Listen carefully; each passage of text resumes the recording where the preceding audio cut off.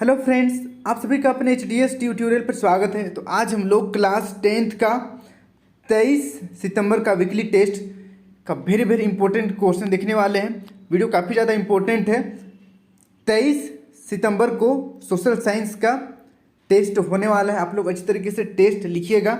Total 16 question आप लोगों से पूछा जाएगा, लेकिन यहाँ पर हम लोग लगभग 28 या 30 क्वेश्चन करने वाले हैं, ताकि ज़्यादा से ज़्यादा क्वेश्चन हम लोग कवर कर सके। इसलिए यहाँ पर मैं ज़्यादा क्वेश्चन आप लोगों को बताने वाला हूँ। तो सभी क्वेश्चन बहुत ही इंपॉर्टेंट रहेगा, सभी को आप याद कर लीजिएगा और अच्छी तरीके से टेस्ट लिखिएगा। तो चलिए हम लोग क्वेश्चन की ओर बढ़ते हैं। तो देखिए, इतिहास में चैप्टर 2 भारत में राष्ट्रवाद से क्वेश्चन पूछा जाएगा।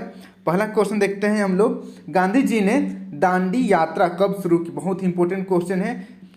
गांधी ने दांडी यात्रा कब शुरू की? 12 मार्च 1928, 2 मई 1930, 12 मार्च 1930, 12 मार्च 1935। तो इसका सही आंसर हो जाएगा ऑप्शन नंबर तीसरा, 12 मार्च 1930। यहाँ पर काफ़ी सारा क्वेश्चन मैं बताने वाला हूँ। अगर आप लोगों को पहले से ऑलरेडी किसी का आंसर पता होगा तो आप कमेंट कर सकते हैं और लास्ट में बताइएगा इनमें से कितनों का आंसर आप ऑलरेडी जानते थे पहले से। देखिए, सेकेंड नंबर का क्वेश्चन है, गांधी जी दक्षिण अफ्रीका कब गए? गांधी जी दक्षिण अफ्रीका कब गए? 1870 में या 1875 में या 1880 में, 1893 में। तो इसका सही आंसर हो जाएगा ऑप्शन नंबर चौथा, 1893 ईस्वी में महात्मा गांधी अफ्रीका गए। फिर देखिए नेक्स्ट अगला 3 नंबर, जालियांवाला बाग में गोली चलाने की आज्ञा किसने दी थी? General Dyer, lord Ripon, general William या सर एडवर्ड? तो इसका सही आंसर हो जाएगा ऑप्शन नंबर पहला, जनरल डायर। बहुत ही क्रूर आदमी था जनरल डायर, इसको आप याद कर लीजिए। आप इस तरीके से याद कर सकते हैं, एक ट्रिक मैं दे रहा हूँ, डायन, जनरल डायन, इस तरीके से आप याद कर लीजिएगा। डायन ने कितनों लोगों को मरवा दिया, गोली मरवा दिया जालियांवाला बाग हत्याकांड में, याद रखिएगा इस तरीके से, ठीक है। जनरल डायर, आप डायन से याद कर सकते हैं, एकदम डायन ही था वो, इतना आदमी को मरवा दिया। फिर देखिए नेक्स्ट अगला 4 नंबर, द्वितीय गोलमेज सम्मेलन का आयोजन कब हुआ था? 20 जून 1931 ईस्वी में, 16 अगस्त 1931 ईस्वी में। तीसरा ऑप्शन है 7 सितंबर 1931 और चौथा ऑप्शन है 10 नवंबर 1931। तो इसका सही आंसर हो जाएगा ऑप्शन नंबर तीसरा, 7 सितंबर 1931 ईस्वी में गोलमेज सम्मेलन का आयोजन हुआ था। फिर देखिए नेक्स्ट अगला सेकेंड नंबर, राजनीतिक गतिविधियों को कुचलने और बिना मुकदमा चलाए जेल में बंद करने का प्रावधान किस एक्ट में था? Simon commission, रोलेक्ट act, vernacular act या इनमें से कोई नहीं? तो इसका सही आंसर हो जाएगा ऑप्शन नंबर दूसरा, रोलेक्ट एक्ट। रोलेक्ट एक्ट में अंग्रेज क्या करते थे, कोई भी अगर भारतीय अंग्रेजों के खिलाफ कुछ बोलता तो बिना कुछ किए बस उनको पकड़ते और बिना मुकदमा के डायरेक्ट जेल में डाल देते, कोई अदालत नहीं। तो ये बहुत ही गंदा एक्ट था। फिर देखिए नेक्स्ट अगला 6 नंबर, चौरी चौरा में हिंसात्मक घटना के कारण महात्मा गांधी ने किस आंदोलन को वापस ले लिया? खिलाफत आंदोलन, असहयोग आंदोलन, सविनय अवज्ञा आंदोलन, भारत छोड़ो आंदोलन? तो इसका सही आंसर हो जाएगा ऑप्शन नंबर दूसरा, असहयोग आंदोलन। असहयोग आंदोलन को चौरा चौरी हत्याकांड के बाद वापस ले लिया गया। फिर देखिए नेक्स्ट अगला क्वेश्चन 7 नंबर। 7 नंबर का क्वेश्चन है, प्रथम विश्व युद्ध कब हुआ था? बहुत ही इंपॉर्टेंट क्वेश्चन है। प्रथम विश्व युद्ध कब हुआ था? 1916 से 1920, 1914 से 1918, 1939 से 1945, 1912 से 1918। तो इसका सही आंसर हो जाएगा ऑप्शन नंबर दूसरा, 1914 से 1918 के बीच प्रथम विश्व युद्ध हुआ था। फिर देखिए नेक्स्ट 8 नंबर, महात्मा गांधी ने कब नमक बनाकर नमक कानून का उल्लंघन किया? 12 मार्च 1930, 6 अप्रैल 1930, 31 अक्टूबर 1929 या 2 मार्च 1930? तो इसका सही आंसर हो जाएगा ऑप्शन नंबर दूसरा, 6 अप्रैल 1930 ईस्वी में।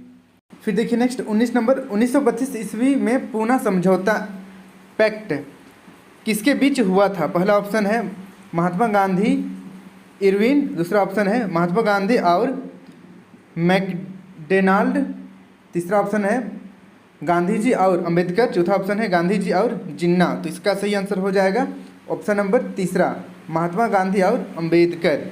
फिर देखिए नेक्स्ट 10 नंबर। 10 नंबर का क्वेश्चन है, लो इंडिया मुस्लिम लीग की स्थापना किस वर्ष हुई थी?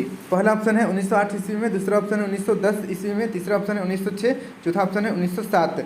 इसका सही आंसर हो जाएगा ऑप्शन नंबर तीसरा, 1906 ईस्वी में। इसे आप नोट कर लीजिएगा और याद कर लीजिए। अब बढ़ते हैं नेक्स्ट अगला क्वेश्चन। अगला क्वेश्चन देखिए संघवाद से। संघवाद यानी कि ये आपका है सिविक्स से क्वेश्चन। पहला क्वेश्चन है झारखंड राज्य का गठन कब हुआ। बहुत ही इजी क्वेश्चन है। झारखंड कब बना? 2000 ईस्वी को बना है। बहुत इजी क्वेश्चन है।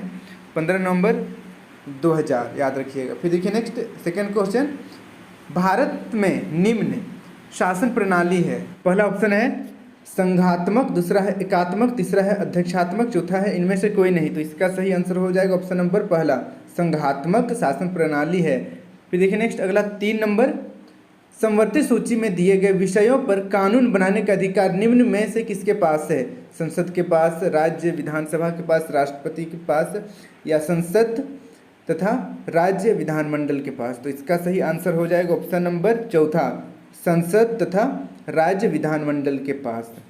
फिर देखिए अगला 4 नंबर, निम्न साथ आकर बनाया गया संघ का उदाहरण है। निम्न में से कौन सा साथ आकर बनाया गया संघ का उदाहरण है? संयुक्त राज्य अमेरिका, भारत, स्पेन, इनमें से कोई नहीं। तो इसका सही आंसर हो जाएगा ऑप्शन नंबर पहला, संयुक्त राज्य अमेरिका। फिर देखिए नेक्स्ट अगला 5 नंबर का क्वेश्चन है, किस शासन व्यवस्था में संपूर्ण सत्ता केंद्रीय सरकार के पास होती है? एकात्मक या संघात्मक, सामुदायिक या साम्यवादी? तो इसका सही आंसर हो जाएगा ऑप्शन नंबर पहला, एकात्मक शासन व्यवस्था में संपूर्ण सत्ता केंद्रीय सरकार के पास होती है। फिर देखिए सेकेंड अगला यानी कि 6 नंबर, निम्न में से कौन सा विषय केंद्र सूची में शामिल नहीं है? कानून व्यवस्था, मुद्रा, रेलवे, बैंकिंग? तो इसका सही आंसर हो जाएगा ऑप्शन नंबर पहला, कानून व्यवस्था केंद्रीय सूची में शामिल नहीं है। फिर देखिए नेक्स्ट अगला 7 नंबर का क्वेश्चन है, भारतीय संविधान द्वारा शक्तियों का विभाजन कितनी सूचियों में किया गया है? 2, 3, 4 या 6? तो इसका सही आंसर हो जाएगा ऑप्शन नंबर तीसरा, 3 सूचियों में किया गया है। फिर देखिए नेक्स्ट अगला 8 नंबर, अवशेष विषयों पर कानून बनाने का अधिकार निम्न में से किसके पास है? संसद, राज्य विधानमंडल, पहला दूसरा दोनों, या इनमें से कोई नहीं? तो देखिए अवशेष विषयों पर कानून बनाने का अधिकार सिर्फ से सिर्फ संसद के पास है। ऑप्शन नंबर पहला सही हो जाएगा। फिर देखिए नेक्स्ट अगला 9 नंबर, भारतीय संघ में इस समय कितना राज्य है बताना है और कितना केंद्र शासित प्रदेश से है। देखिए 25 राज्य और 6 संघीय क्षेत्र, और दूसरा ऑप्शन है 26 राज्य 7 संघीय क्षेत्र, तीसरा 28 राज्य 8 संघीय क्षेत्र, और चौथा 28 राज्य और 6 संघीय क्षेत्र। तो इसका सही आंसर हो जाएगा ऑप्शन नंबर तीसरा, 28 राज्य और 8 संघीय राज्य या संघीय क्षेत्र यानी कि केंद्र शासित प्रदेश। तो इसका सही आंसर ऑप्शन नंबर तीसरा सही हो जाएगा। फिर देखिए नेक्स्ट अगला 10 नंबर, पंचायती राज को शक्तिशाली और प्रभावी बनाने के लिए संविधान में 73वां संशोधन कब किया गया? 1992, 1959, 1998 या 2001? तो इसका सही आंसर हो जाएगा ऑप्शन नंबर पहला, 1992 ईस्वी में। 1992 ईस्वी में, इसे आप याद कर लीजिएगा। अब बढ़ते हैं नेक्स्ट अगला क्वेश्चन की ओर। यहाँ पर देखिए अर्थव्यवस्था यानी कि अर्थशास्त्र, इकोनॉमिक, सेकेंड चैप्टर भारतीय अर्थव्यवस्था के क्षेत्रक।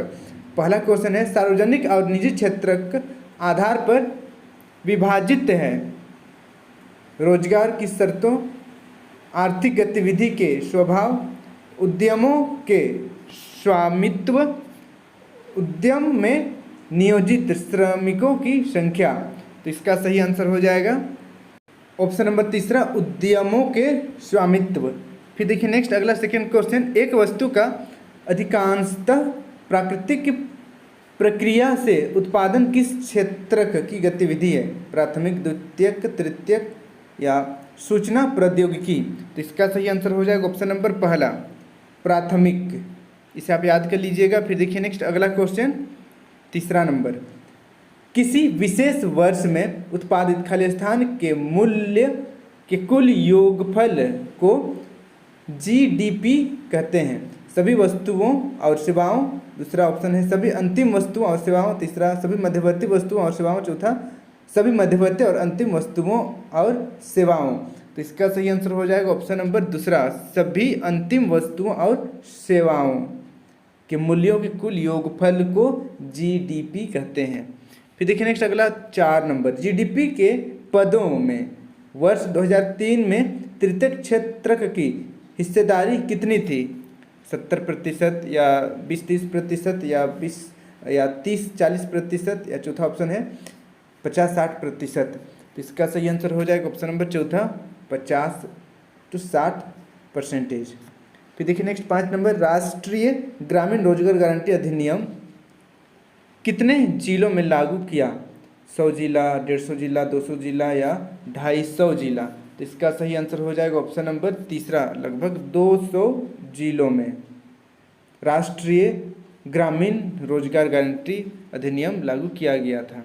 फिर देखिए नेक्स्ट 6 नंबर, राष्ट्रीय ग्रामीण रोजगार आश्वासन गारंटी अधिनियम किस वर्ष लागू किया गया? 2005, 2004, 2002, 2006? तो इसका सही आंसर हो जाएगा ऑप्शन नंबर पहला 2005 ईस्वी में। फिर देखिए नेक्स्ट अगला 7 नंबर, राष्ट्रीय ग्रामीण रोजगार आश्वासन अधिनियम के अंतर्गत कितने दिनों के रोजगार का आश्वासन दिया गया? 150 दिन, 365 दिन, 200 दिन या 100 दिन? तो इसका सही आंसर हो जाएगा ऑप्शन नंबर चौथा 100 दिन। 100 दिन रोजगार मिलने का गारंटी दिया गया है सरकार की तरफ से। फिर देखिए नेक्स्ट 8 नंबर, निम्नलिखित में किस क्षेत्र में कर्मचारियों का शोषण किया जाता है? संगठित क्षेत्र, सार्वजनिक क्षेत्र, असंगठित क्षेत्र, सेवा क्षेत्र? तो इसका सही आंसर हो जाएगा ऑप्शन नंबर तीसरा असंगठित क्षेत्र। फिर देखिए नेक्स्ट अगला 9 नंबर, भारत में प्राथमिक आर्थिक क्रिया किसे कहते हैं? उद्योग को, कृषि को, सेवा प्रदान करना या इनमें से कोई नहीं? तो बहुत ईजी क्वेश्चन, ऑप्शन नंबर दूसरा सही हो जाएगा, कृषि को। भारत में प्राथमिक क्रिया कृषि है। फिर देखिए नेक्स्ट अगला 10 नंबर, कौन सा क्षेत्र भारत में सबसे बड़े रोजगार उत्पादक क्षेत्र के रूप में उभरा है? तृतीयक क्षेत्र, माध्यिक क्षेत्र या प्राथमिक क्षेत्र, विज्ञापन और प्रौद्योगिकी क्षेत्र? तो इसका सही आंसर हो जाएगा ऑप्शन नंबर पहला तृतीयक क्षेत्र। तृतीयक क्षेत्र भारत में सबसे बड़े रोजगार उत्पादन क्षेत्र के रूप में उभरा है। तो इस तरीके से इकोनॉमी का भी कंप्लीट हो गया। अब बढ़ते हैं हम लोग नेक्स्ट लास्ट जो है ज्योग्राफी। चलिए इसका भी क्वेश्चन देख लेते हैं। ज्योग्राफी चैप्टर का नाम है वन एवं वन्य जीव संसाधन। यहाँ से आप लोगों का क्वेश्चन पूछा जाएगा। पहला क्वेश्चन है, निम्न में से कौन सी टिप्पणी प्राकृतिक वनस्पति जात और प्राणी जात के ह्रास का सही कारण नहीं है? कृषि प्रसार, वृहत स्तरीय विकास परियोजना, पशु चारण और ईंधन लकड़ी एकत्रित करना, तीव्र औद्योगिकीकरण और शहरीकरण? तो इसका सही आंसर हो जाएगा ऑप्शन नंबर तीसरा पशुचारण और ईंधन लकड़ी एकत्रित करना। इसे आप नोट कर लीजिएगा। फिर देखिए नेक्स्ट अगला सेकेंड नंबर, इनमें से कौन सा संरक्षण तरीका समुदायों की सीधी भागीदारी नहीं करता? पहला ऑप्शन है संयुक्त वन प्रबंधन, दूसरा है चिपको आंदोलन, तीसरा है बीज बचाओ आंदोलन, चौथा है वन्य जीव पशु विहार का परिसीमन। तो इसका सही आंसर हो जाएगा ऑप्शन नंबर चौथा वन्य जीव पशु विहार का परिसीमन। इसे आप नोट कर लीजिए, याद कर लीजिएगा। बढ़ते हैं हम लोग अगला क्वेश्चन की ओर। 3 नंबर के क्वेश्चन देखिए, वे जातियां जिनके लुप्त होने का खतरा है कहलाती है? दुर्लभ जातियां, स्थानिक जातियां, संकटग्रस्त जातियां, लुप्त जातियां? तो इसका सही आंसर हो जाएगा ऑप्शन नंबर तीसरा संकटग्रस्त जातियां। लुप्त होने का खतरा है इसलिए संकटापन या संकटग्रस्त जातियां कहलाती है। फिर देखिए नेक्स्ट अगला 4 नंबर, लुप्त जाति का उदाहरण है कौन सा? ऐसा यहाँ पर एग्जाम्पल है जो लुप्त हो चुका है। नीली भेड़, एशियाई चीता, एशियाई हाथी या गैंडा? तो इसका सही आंसर हो जाएगा ऑप्शन नंबर दूसरा एशियाई चीता बिल्कुल लुप्त हो चुकी है, अब कभी भी उसको हम लोग जिंदा नहीं देख पाएंगे। देखिए 5 नंबर, निम्नलिखित में से किस राज्य में सर्वाधिक अस्थायी वन क्षेत्र है? उत्तर प्रदेश, मध्य प्रदेश, केरल या बिहार? तो इसका सही आंसर हो जाएगा ऑप्शन नंबर दूसरा मध्य प्रदेश में सबसे अधिक अस्थायी वन क्षेत्र है। फिर देखिए नेक्स्ट अगला 6 नंबर, स्थानिक जाति का उदाहरण है, स्थानिक जाति का उदाहरण है गुलाबी सिर वाली बत्तख, गंगा नदी की डॉल्फिन, निकोबारी कबूतर या नीली भेड़। तो इसका सही आंसर हो जाएगा ऑप्शन नंबर तीसरा, निकोबारी कबूतर। निकोबारी कबूतर स्थानिक जाति का उदाहरण है। फिर देखिए 7 नंबर का क्वेश्चन है, बांधवगढ़ राष्ट्रीय उद्यान किस राज्य में है? मध्य प्रदेश, असम, महाराष्ट्र या उड़ीसा। तो इसका सही आंसर हो जाएगा ऑप्शन नंबर पहला, मध्य प्रदेश में। फिर देखिए नेक्स्ट 8 नंबर, निम्नलिखित में से कौन सी दुर्लभ जाति है? कृतंक या भारतीय जंगली गधा, नीली भेड़ या हॉर्न बिल। तो इसका सही आंसर हो जाएगा ऑप्शन नंबर चौथा, हॉर्न बिल। इसे आप याद कर लीजिएगा, बहुत ही दुर्लभ जाति है। फिर देखिए नेक्स्ट हमारा लास्ट क्वेश्चन, निम्नलिखित में से कौन सी सुभेद्य जाति है? गंगा नदी की डॉल्फिन या हॉर्नबिल, मिथुन या एशियाई चीता। तो इसका सही आंसर हो जाएगा ऑप्शन नंबर पहला, गंगा नदी की डॉल्फिन सुभेद्य जाति है। तो इस तरीके से हम लोग आज 23 सितंबर को आप लोगों का टेस्ट होने वाला है क्लास 10th का एसएसटी का, उसका वेरी वेरी इंपॉर्टेंट क्वेश्चन हम लोग देख लिए। सभी क्वेश्चन काफ़ी ज़्यादा इंपॉर्टेंट है, सभी को आप याद कर लीजिएगा। अभी आप लोगों के पास काफ़ी ज़्यादा समय है, इसलिए मैं 1-2 दिन पहले ही वीडियो को अपलोड कर दे रहा हूँ ताकि आप अच्छी तरीके से याद कर लीजिएगा। यहाँ पर याद कीजिएगा तो आपका फाइनल एग्जाम में भी काम ही आएगा, इसलिए सभी क्वेश्चन को आप याद कर लीजिएगा। आज के लिए इतना ही। वीडियो अच्छी लगी तो वीडियो को लाइक करके अपने सभी दोस्तों के साथ शेयर कर दीजिएगा ताकि उन्हें भी इस वीडियो का लाभ हो सकेगा। और चैनल को अभी तक सब्सक्राइब नहीं किए तो सब्सक्राइब करके बेल आइकन ऑल पर क्लिक कीजिएगा ताकि इस तरह के वीडियो में जब भी अपलोड करूँ आप तक नोटिफिकेशन पहुँच जाए। Thank you for watching video, have a good day.